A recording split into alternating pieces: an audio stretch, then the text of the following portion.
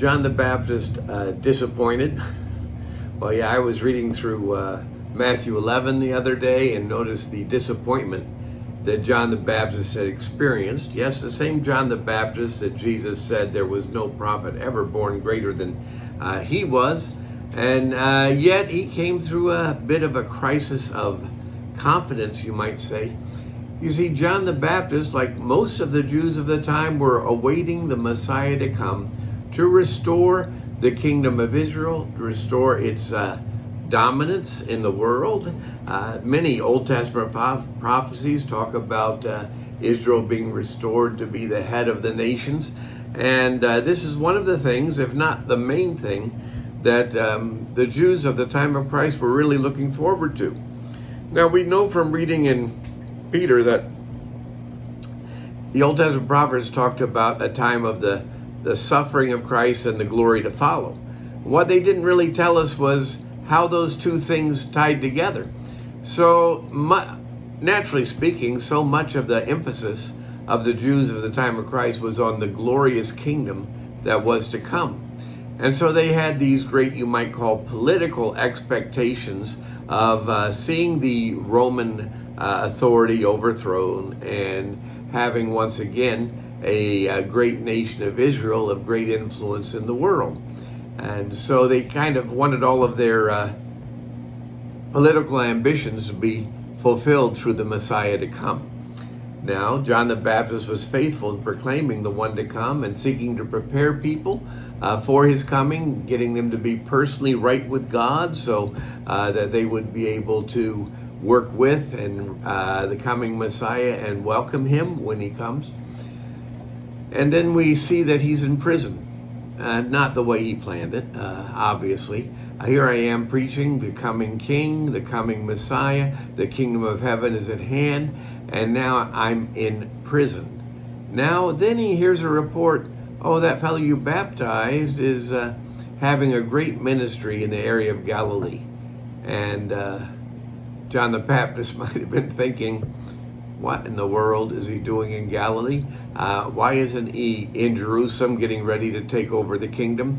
I don't really know what his thoughts were, but we do know what he said. He sent his disciples to ask Jesus, hey, are you the one coming or do we look for another? Wow, a crisis of confidence for sure. His personal circumstances did not match the original aspirations that he thought would happen when the wonderful, true Messiah actually arrived. Now, it's interesting what Jesus says to the disciples of John the Baptist, whom John sent to ask. He says to them, go, tell John what you are hearing and what you are seeing. The blind are seeing, the lame are walking, lepers are being cleansed, and deaf are hearing, dead are being raised, and the poor are having good news delivered to them. Blessed is the one who is not offended in me. Interesting message. Jesus is basically saying, you know what? I know what your expectations were, but the political things need to be set aside and look at the difference that the Messiah makes in people. Look at the difference the Messiah makes in individuals who come to him. The individuals who have felt his touch and how their lives are changed. Well, has it changed the nation politically? Well, no.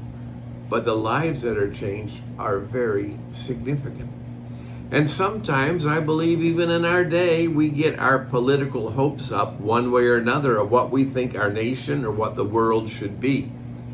But where our focus really should be is the Messiah is at work in the lives of individuals. The Messiah is making a difference in individual lives. And it was interesting in Acts chapter 1, as Jesus was meeting with the disciples before his ascension, he said, you know what, I'm going to give you some real power in a few weeks, the Holy Spirit. John baptized with water, but you're going to be baptized with the Holy Spirit. And they said, oh, Lord, are you this time going to restore the nation to Israel? Ooh. As soon as Jesus talks about you're going to get some power, they're going to say, oh, good, we're talking political power. Jesus, no, it's not for you to know the times and seasons. He doesn't say he would never be King of Kings and Lord of Lords. Yes, he will be. But he says it's not for you to know the times and seasons which the Father has put in his own power. You will receive power when the Holy Spirit's come upon you, and you will be witnesses to me in Jerusalem, Judea, Samaria, and to the uttermost parts of the earth. It says, get your mind off of political accomplishment and get sharing the good news of Messiah with everybody all over the world.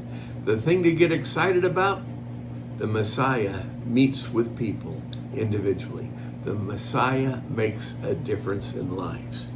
And we need to be rejoicing and sharing this good news. My thought for today. Thanks for listening.